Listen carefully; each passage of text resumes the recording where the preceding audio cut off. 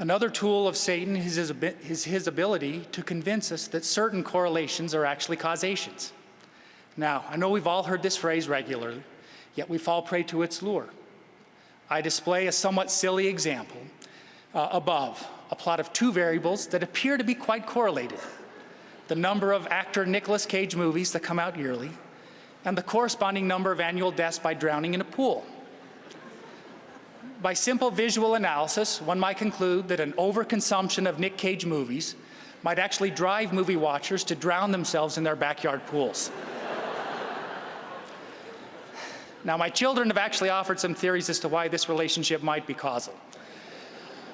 But we know that this correlation should not lead us to any cause-effect conclusions. This is an overly simple example to reject causality. But we know that Satan uses much more subtle methods to deceive us into believing causal relationships that will draw us from straight and narrow onto alternative paths that oftentimes end in unhappiness. How often have we observed others struggling with faith crises and concluded the cause of their struggles are due to behaviors or information that we observe and appear to be correlated?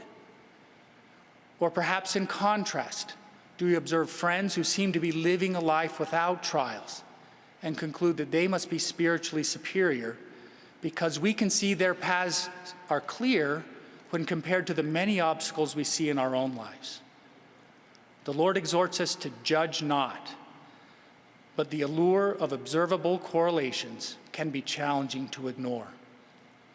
The best response in many cases is to draw no causal conclusions based solely on correlated information.